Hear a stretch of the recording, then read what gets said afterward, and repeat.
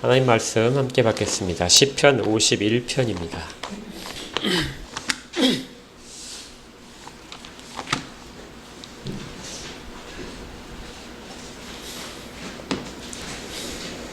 시편 51편 구약성경 838쪽입니다.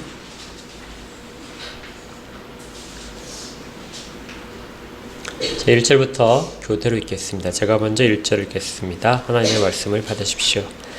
하나님이여 주의 인자를 따라 내게 은혜를 베푸시며 주의 많은 긍휼을 따라 내 죄악을 지어주소서. 나의 죄악을 맑게 씻으시며 나의 죄를 깨끗이 제하소서. 물은 나는 내 죄과를 아오니 내 죄가 항상 내 앞에 있나이다. 내가 주께만 범죄하여 죄의 목전에 악을 행하였사오니 주께서 말씀하실 때 의로우시다 하고 주께서 심판하실 때에 순전하시다 하리이다. 내가 죄악 중에서 출생하였으며 어머니가 죄 중에서 나를 잉태하였나이다. 보소서 주께서는 중심이 진실함을 원하시오니 내게 지혜를 은밀히 가르치시리이다. 우슬초로 나를 정결하게 하소서. 내가 정하리이다. 나의 죄를 씻어주소서. 내가 눈보다 희리이다. 내게 즐겁고 깊은 소리를 들려주시사 주께서 꺾으신 뼈들도 즐거워하게 하소서. 주의 얼굴을 내 죄에서 돌이키시고 내 모든 죄악을 지워주소서.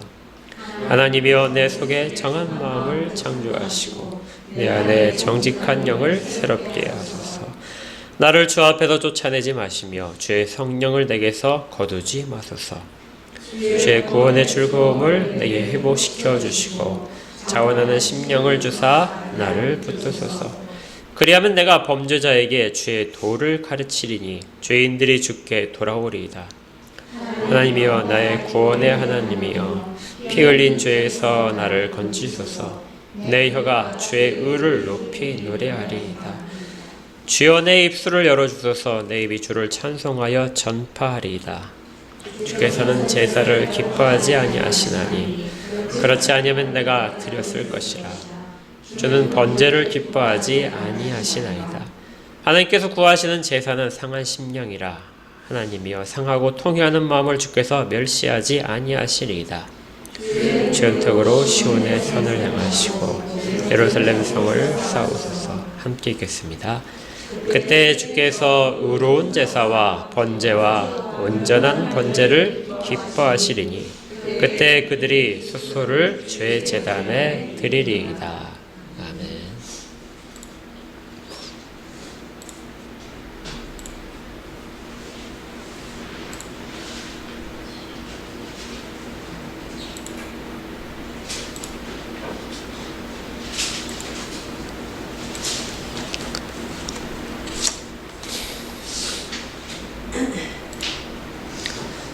오늘은 시편 51편인데요.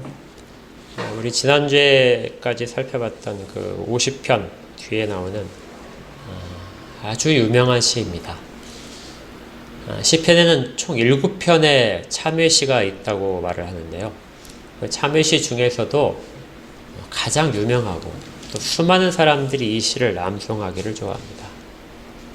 그리고 장례식 때 내 장례식 때 설교를 누군가 한다면은 이 본문을 갖고 설교를 해줬으면 좋겠다. 이렇게 특별히 당부하는 그런 일들이 굉장히 많은 시입니다. 과연 이 시가 어떻길래 장례식 때 내가 자기 듣지 못하겠죠. 그런데 장례식에 참석한 사람들과 이 시를 가지고 하나님의 은혜를 나눠줬으면 좋겠다. 이렇게 말을 할 정도가 될까요? 참회시는 자기의 모든 잘못들, 모든 범죄에 대해서 하나님의 용서하심을 구하는, 그리고 새롭게 회복되기를 구하는 그런 시입니다. 그런데 이 시가 유명해진 것이 있다면요, 그 내용 자체도 굉장히 좋지만, 우리 아까도 찬양해봤지만 찬양 속에 담긴 가사도 너무 좋은데, 그런데 표제를 읽으면서 사람들은 더 감동을 받습니다. 표제가 이 시만큼 유명한 시가 없을 거예요. 표제를 보게 되면 이렇게 되어 있습니다. 다윗의 시, 인도자를 따라 부르는 노래. 다윗이 밧세바와 동침한 후 선지자 나단이 그에게 왔을 때. 시편 51편은 우리가 그 성경 읽기에서 한 달 전쯤에 살펴봤던 사무엘하 11장, 12장을 내용으로 합니다. 기억하시죠? 다윗이 전쟁에 나간, 자기 군사들이 전쟁에 나간 순간에 어느 날 오후에 이제 해가 저물 때쯤에서 밖에 나왔다가 목욕하는 여자를 보고 그 여자를 취한 것, 밧세바를 취하게 됩니다. 그런데 덜컥 임신을 하자 그걸 숨기기 위해서 남편인 우리아, 전쟁에 나가 있던 우리아를 불러들여서 그걸 감추려고 하죠. 그렇지만 그것이 성공하지 못하자 그 남편을 죽이고 나중에 밧세바를 자기의 아내로 차지하게 됩니다. 여기에 대해서 하나님께서 선지자 나단을 보내셔서 그 죄를 책망하신 장면입니다. 그리고 이때 이 다윗의 시라는 이 말은 다윗이 직접 지었다. 그 순간에 다윗이 다른 사람도 아니고 자기의 범죄에 대해서 자기가 직접 지은 시라는 것입니다. 다윗이 얼마나 어떤 마음을 가지고 당시에 있었는지, 그리고 정말 다윗에게 있었던 그 신앙적인 부분을 무엇인지 우리가 쭉 살펴볼 수 있어요. 미리 어떤 전제를 여러분들에게 말씀을 드린다면 다윗처럼 신실한 자, 사무엘하를 지나고 나면은 그 열왕기가 이어지는데 열왕기에 보게 되면 다윗의 범죄함은 밧세바를 범한 죄다. 이렇게 딱 하나만을 지적을 하고 있을 정도로 아주 정말 깨끗하게 사는 사람입니다. 신실한 사람이죠. 그런데 그도 죄의 유혹을 넘을 수는 없었다 하는 것. 가장 신실한 자, 성경에서 이만큼 신실한 자가 없을 것인데 그도 죄악의 유혹 속에 빠질 수밖에 없었다. 그런데 그 속에서 얼마나 그가 신실하게 회개를 하는가. 신실한 자는 회개도 정말 신실합니다. 하나님 앞에서 신실하지 않은 사람들은 회개도 신실하지 않아요. 신앙이 겉핥기식의 신앙들은 회개도 겉핥기입니다. 다윗의 모습을 보면서 우리가 그 모습을 발견할 수 있어요. 또한 그것이 전체가 다가 아니라 회개 가운데서도 하나님이 주시는 은혜들을 발견하려고 노력하는 것. 그리고 자기가 잃어버린 것에 대한 소망들이 점점 싹트고 있는 것. 이런 것들도 볼 수 있습니다. 이제 하나씩 살펴볼 텐데요. 다윗이 죄에 대해서 얼마나, 자기가 범한 죄에 대해서 얼마나 정말 크게 생각하고 있는지를 1절과 2절 속에서 죄라고 써져 있는 단어들을 쭉 살펴보면서 알 수 있습니다. 1절과 2절에 보게 되면 죄라는 단어들이 꽤 자주 등장합니다. 물론 5절까지에서도 계속 등장을 하는데 같은 단어들이. 그런데 이 단어들은 한 가지의 단어가 아니라 원문상으로는 세 가지의 단어들이 계속 반복되면서 사용됩니다. 먼저 2절을 보시면요. 나의 죄악을 말갛게 씻어주시옵소서. 여기 할 때 이 죄악이라고 하는 이 단어는 히브리 말로 아운이라는 단어인데요. 썩었다는 뜻입니다. 내 썩은 부위가 있다는 뜻이에요. 이 부분을 깨끗하게 씻어주기를 바랍니다. 근데 더럽혀진 부분이고 오염된 부분이 내게 있는데 그 부분을 하나님 씻어주시옵소서. 그러니까 다윗은 첫 번째 죄를 내게 있는 썩은 부분이다 이렇게 생각을 하고 있어요. 그리고 5절에서도 내가 죄 중에서 나를 잉태했다. 어머니가 나를 죄 중에서 잉태했다. 이 말 중에 죄악 중에서 출생했다 이 말도 똑같이 내가 처음에 태어날 때부터 부패한 인간입니다 하고 이야기를 할 때도 사용됩니다. 또 다른 단어가 있는데요. 2절에 보게 되면 나의 죄를 깨끗게 제하소서 이 말이 있는데요. 이 말은 가장 그 죄에 대해서 우리가 말하고 있는 관역에서 빗나갔다. 하나님의 기준에 미치지 못했다 하는 단어입니다. 그러니까 하나님이 나를 이 자리까지 인도하셨는데 하나님이 원하시는 뜻대로 나는 아직까지 거기에 미치지 못했다. 그것을 다윗이 죄라고 생각합니다. 하나님은 내게 이것을 원하시는데 내가 하나님 앞에서 밧세바를 범하고 살인을 저지름으로써 나는 하나님의 기준에 미치지 못한 자가 되었습니다. 이렇게 고백을 하는 거예요. 바울이 이 단어를 그대로 가져와서 로마 3장에서 이렇게 이야기합니다. 모든 사람이 죄를 범하였음에 하나님의 영광에 이르지 못했다. 하나님은 하나님의 영광 가운데로 사람을 끌어가시기를 원하시는데 거기에 가지 못하고 다다르지 못한 상태가 죄라는 것이죠. 지금 다윗이 자기의 상태가 바로 그런 상태다 하고 고백합니다. 이것보다도 이 죄에 대해서 세 번째 사용하는 것이 훨씬 더 의미가 깊어요. 그것이 뭐냐면 1절에 다윗이 내 죄악을 지워주시옵소서 이렇게 말하는 부분인데요. 여기 죄악이라고 하는 이 단어는 그리고 주보 뒷면을 보시면은 새 번역에서 그 의미를 살려서 이렇게 번역을 해놨습니다. 새 번역의 1절을 보시면은요. 같이 한번 읽어볼까요? 1절 앞에 표제도 잊지 마시고 하나님부터 시작. 하나님 주님의 한결같은 사랑으로 내게 자비를 베풀어 주십시오.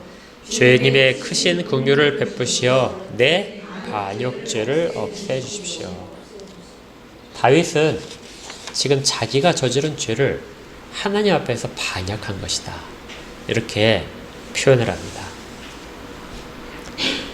그 죄에 대해서 사용할 수 있는 모든 단어들을 다 동원해서 지금 다윗이 자기가 저지른 일에 대해서 그것들을 다 스스로 자기에게 질책을 하는 거예요.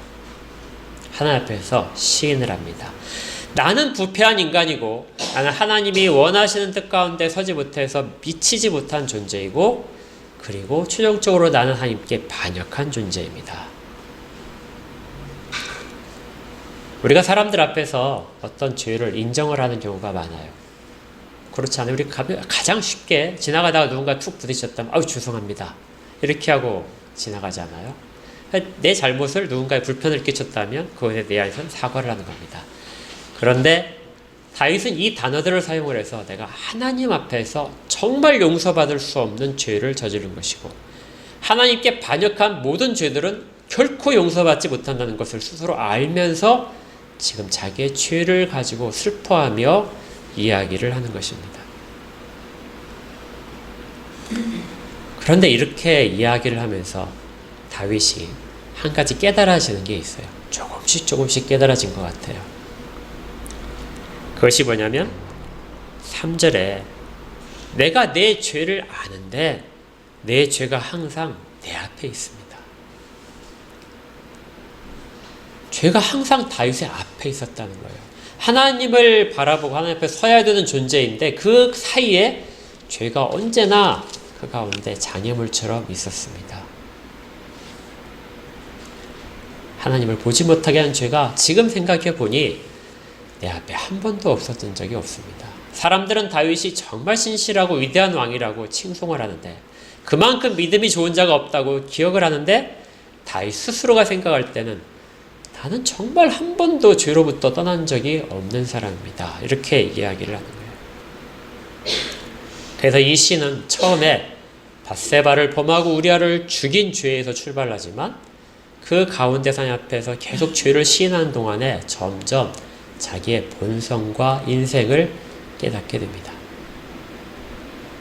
내 인생은 한 번도 하나님 앞에서 정직한 적이 없었네요.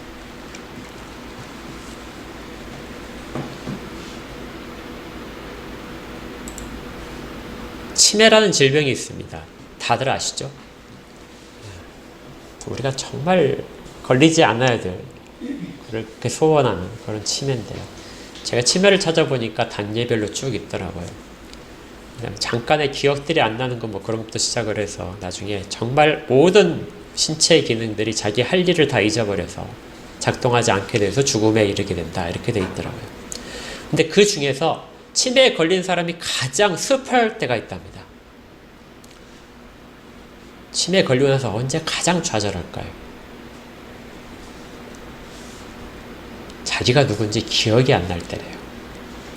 어느 순간에 자기가 생각이 돌아왔는데 자기가 누구인지가 전혀 생각이 안 나는 겁니다. 이름도 생각 안 나고 내가 어떤 인생을 살아왔는지 무엇을 하는지 내가 할 수 있는 게 무엇인지 아무것도 생각이 안 납니다.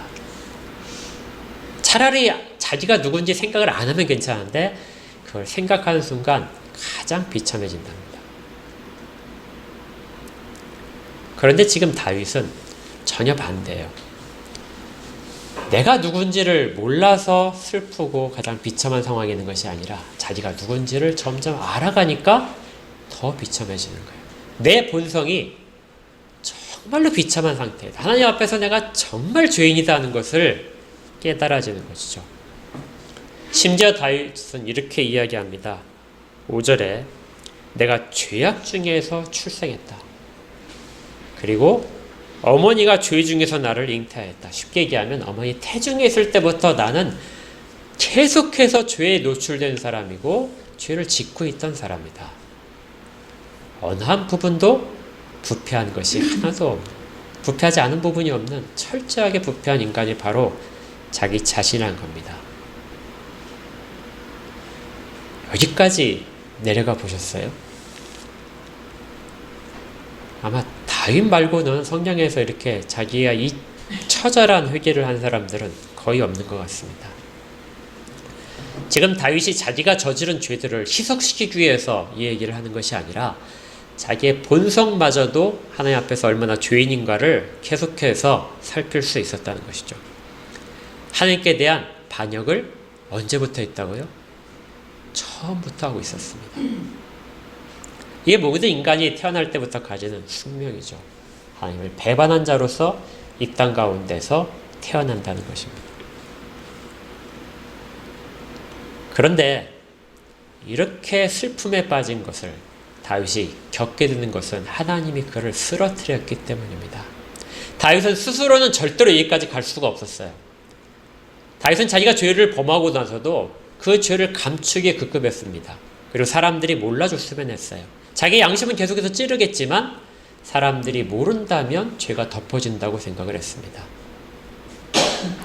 그런데 하나님이 그를 넘어뜨린 것이죠. 넘어뜨리시되 아주 완전하게 박살을 내서 다윗의 표현대로면 주가 내 뼈를 다 꺾으셨다. 이렇게 할 정도로 그렇게 깊게 큰 절망과 슬픔 가운데 있었습니다. 그런데 놀랍게도 그렇게 깊이 슬퍼하고 회개하다 보니까 하나님을 발견하게 됩니다. 죄에 빠지면 죄에 막 묶여가지고 아무것도 못할 것 같은데요. 그런데 그곳에서 하나님의 귀중한 뜻을 발견하게 돼요. 6절에 되어 있는데 6절 한번 같이 읽겠습니다. 시작. 보소서 주께서는 중심이 진실함을 원하시오니 내게 지혜를 은밀히 가르치시리이다. 자기의 모든 부패가 있는데 그런데 그 부패 속에서 하나님은 나는 중심이 깨끗한 자를 원한다 하시면서 지혜를 계속해서 보여주셨다는 거예요. 하나님의 의로움과 하나님의 사랑과 긍휼은 이런 사람들에게 늘 찾아옵니다.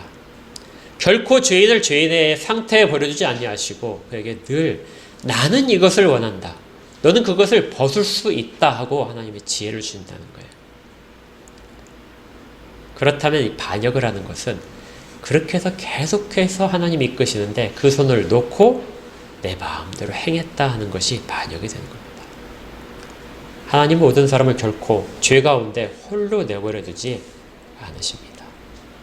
그걸 정말 싫어하시면서도 그 더러운 손을 하나님은 잡고 끌어주시기를 늘 원하세요. 그리고 도움을 늘 베풀고 계십니다. 우리가 그 손을 잡지 않을 뿐이에요. 그래서 다윗이 이제 그것에 다시 의지를 합니다. 다윗이 회개를 내가 잘하니까 하나님이 용서해 주시겠지. 이것이 아니라요. 나를 원하시는 하나님. 그 모든 죄악 가운데서도 내게 그 지혜가 무엇인지를 알려주시고 나로부터 그 모든 것들을 원하시는 하나님을 붙잡기 시작하는 것이죠. 그래서 1절에 보게 되면 이런 표현을 합니다. 하나님이여 주의 무엇을 따라서요? 인자를 따라서. 내가 어떤 무엇을 잘해서가 아니라 그리고 내가 회개를 해서가 아니라 오로지 주의 인자를 따라서만 내게 은혜를 베풀어 주십시오. 살인죄를 저지른 다윗은 분명히 죽임을 당하였는데도 마땅한데 하나님 내게 은혜를 베풀어 주십시오. 주의 많은 긍휼을 따라서 내 죄악을 지워주시기를 원합니다. 반역죄를 저지르고 나서 내 죄악을 지워주십시오. 이렇게 말하는 건 잘못된 얘기일까요? 아닙니다. 철저하게 하나님이 그걸 하실 거라는 것을 알기 때문에.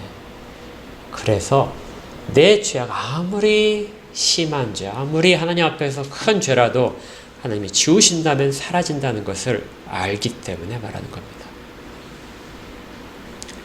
하나님이 다윗을 쓰러뜨리신 것은 다윗을 버리시는 것이 아니라 다윗을 다시 부르기 위함입니다. 그래서 다윗은 지워달라고 얘기하고 또 2절에는 나를 다 깨끗하게 씻어주시기를 원하고 죄를 내게로부터 다 제해주기를 원합니다. 7절에 우슬초로 나를 정결케 해주십시오. 7절부터 상당히 많은 구절들을 자기를 씻겨주기를 원하는 그런 마음을 계속해서 표현합니다. 하나님이 나를 돌아보셔야 내가 씻겨줄 수 있습니다. 우슬초로 나를 제발 정결케 해주십시오. 우슬초는 출애굽 때 어린 양의 피를 발라서 문설주나 문지방 위에 불러서 죽음이 넘어가게 한 그걸 말합니다. 제발 그렇게 해서 살인죄에 대한 죽음으로부터 나를 구해 주십시오. 하나님 한 번만 나를 용서해 주세요 하는 말입니다. 또 그것이 자기에게 전혀 근거가 없다는 것을 이야기하기 위해서 10절에 하나님이여 내 속에 정한 마음을 창조하시고 내 안에 정직한 영을 새롭게 해주십시오.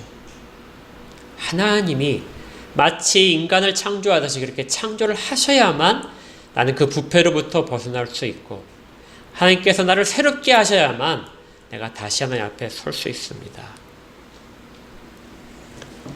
이렇게 간절히 하나님에 대한 신앙을 가지고 그렇게 매달리는 것입니다.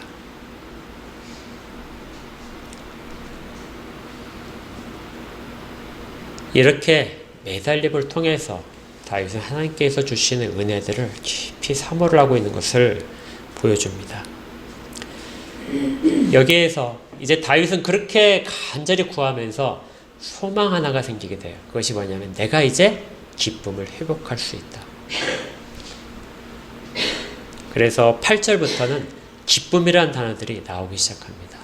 지금까지는 정말 죄 때문에 죄 속에서 그걸 슬퍼하면서 모든 것들을 다 내려놓고 통곡하고 있는 다윗이 갑자기 소망을 가지기 시작해요.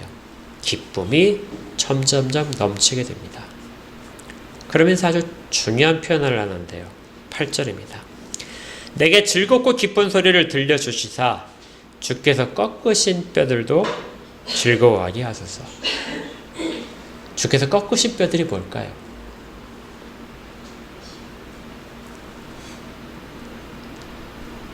자기가 겪는 모든 고통들입니다. 이 일로 인하여 다윗 가문에는 칼이 끊이지 않고 나중에 자기 아내들이 자기 아들이 보면 그런 치욕적인 일들도 드러나게 될 것입니다.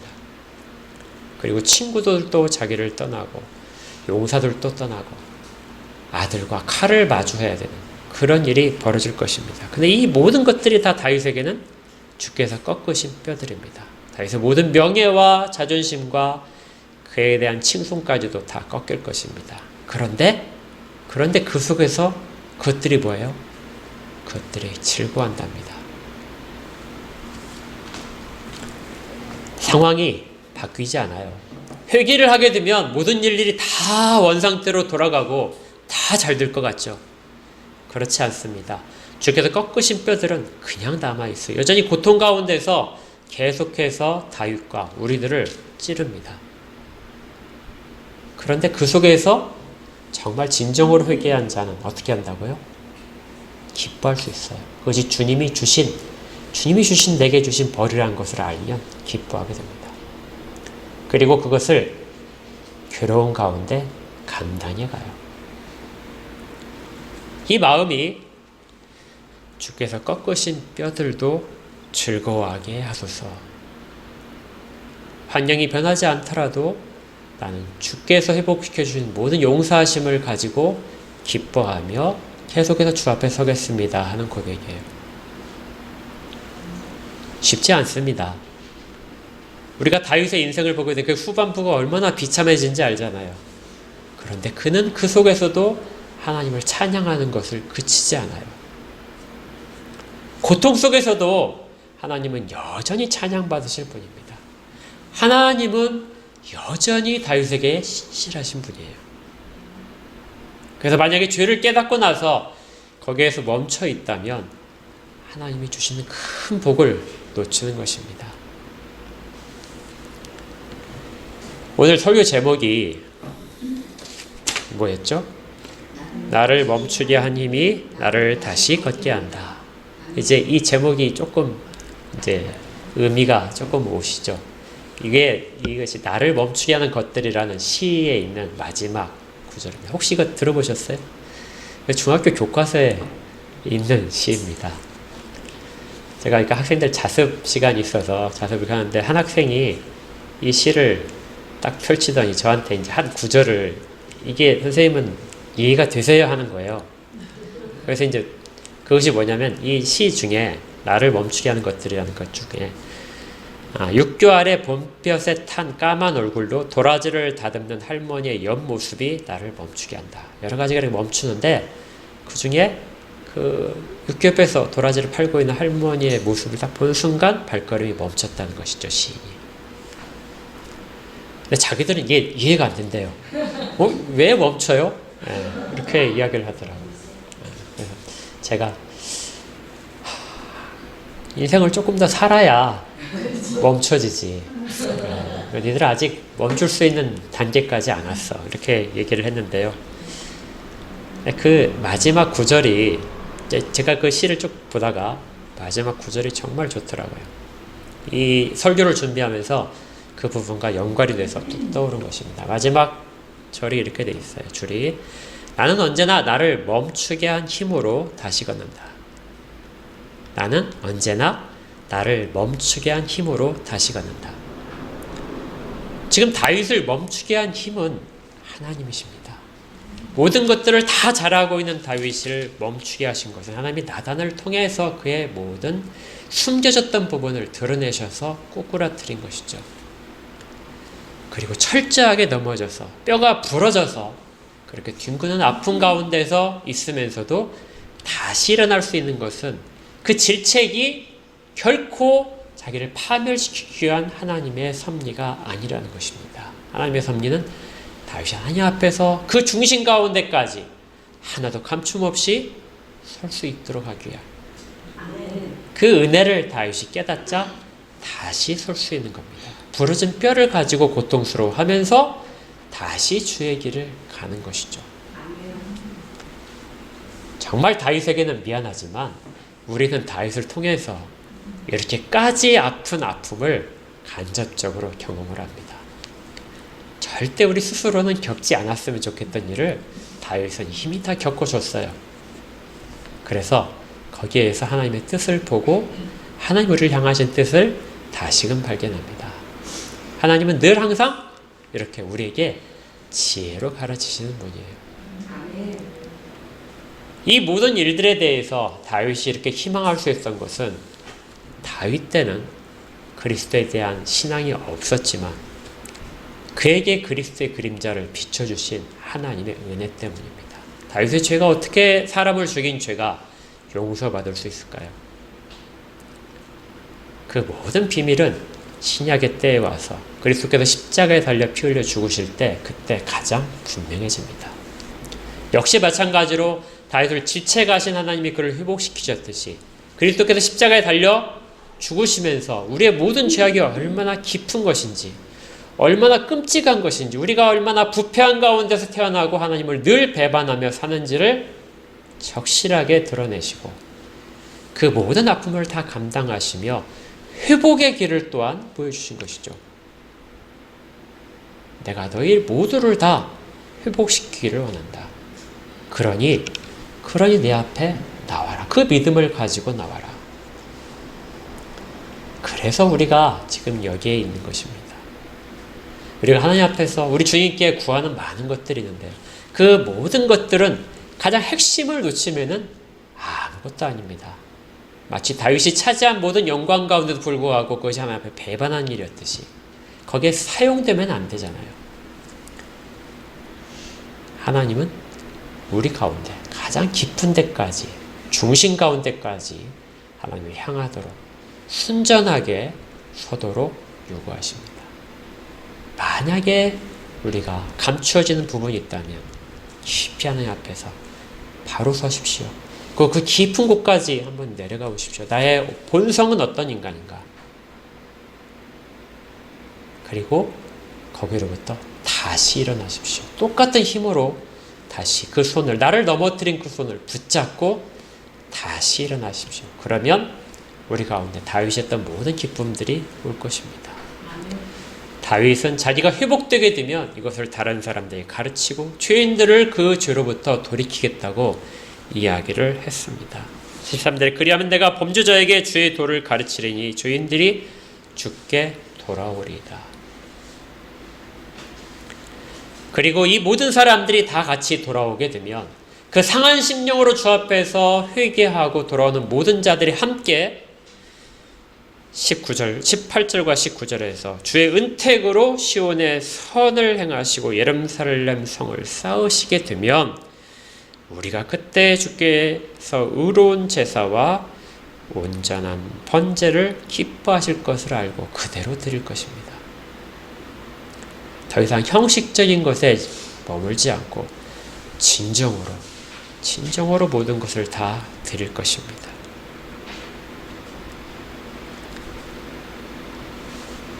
아까 제가 서두에서 말씀드렸듯이 이 시는 그래서 많은 사람들이 자기의 시라고 꼽는 시가 됩니다. 특별히 어떤 사람들이 이 시를 자기의 시로 꼽냐면 경건한 사람들, 또 순교의 현장에서 늘 있었던 사람들.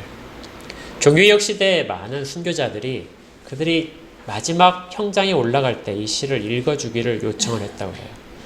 그리고 선교의 위대한 아버지라고 불리는 윌리엄 캐리 같은 사람은 장례식 가운데 꼭 이 시로 설교를 해달라. 이런 이유 때문인지 이 표제가 다른 표제가 있습니다. 구약 성경을 헬라어로 번역한 70인경에 보게 되면 이 표제 가운데 다윗의 시라고 되어 있는 이 앞에 무엇인가 하나를 더 덧붙였어요. 그것이 뭐냐면 종말의 때. 언제라고요? 종말의 때. 마지막 때에 이 시를 읽어라. 이렇게 이야기한 거죠. 마지막 때라도 주님 앞에 서기 전에 나의 본 모습을 살펴보고 그리고 온전히 주의 은혜 가운데서 내가 다시 서기를 소망하면서 죽음을 맞이하는 이것이 후대 사람들이 이해했던 시의 내용이었습니다.